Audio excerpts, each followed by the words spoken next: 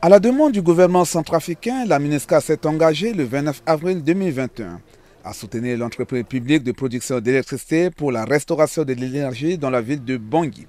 Une équipe de la compagnie indonésienne d'ingénierie de la MINUSCA a assisté les ingénieurs centrafricains afin de rétablir l'électricité dans la capitale Bangui dans le plus bref délai. Si vous constatez, derrière moi, nous sommes en train de procéder à la pose des câbles. Nous avons d'abord reconstitué les différentes parties du pylône qui sont endommagées et nous avons terminé le montage hier. Pour ce matin, au niveau de Danzi, nous sommes en train de remonter le câble de garde qui assure l'équilibre entre les pylônes pour les maintenir en état et ensuite poser les 3 conducteurs. Si la pose est terminée, nous allons procéder à une visite rapide de quelques points parce que on nous a signalé l'impact au niveau de Danzi, mais peut-être que quelque part, il peut y avoir encore des points ou des câbles ou des isolateurs qui sont cassés. Nous allons procéder à une auscultation rapide. Une fois que cette auscultation est terminée, probablement ce soir, nous allons procéder à un essai d'envoi de tension à Bangui. Si l'essai est concluant, nous allons alimenter une partie de la ville de Bangui et ses environs.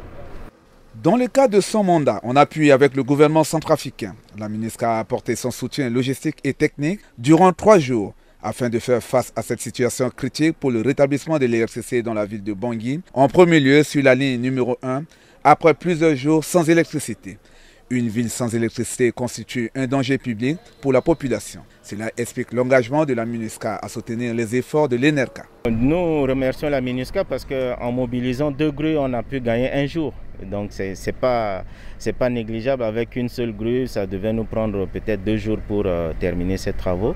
Mais avec 2 grues, je pense que les objectifs que nous nous sommes fixés pour samedi, on les a atteints le jeudi. Donc ça fait quand même 24 heures de gagner.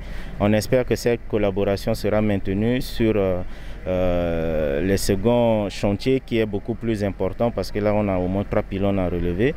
Donc si on peut au moment venu avoir ce même niveau d'accompagnement de la MINUSCA, cela nous permettra d'accélérer le processus de dépannage et le retour à l'exploitation dans les meilleurs délais. Dans l'obscurité depuis le 23 avril 2021, à la suite de pluies torrentielles qui se sont abattues sur la ville, 5 pylônes transportant du courant haute tension se sont écroulés dans le village d'Anzi, situé à 20 km de Bangui sur l'axe Boilé, ce qui a provoqué une coupure d'électricité dans toute la ville de Bangui.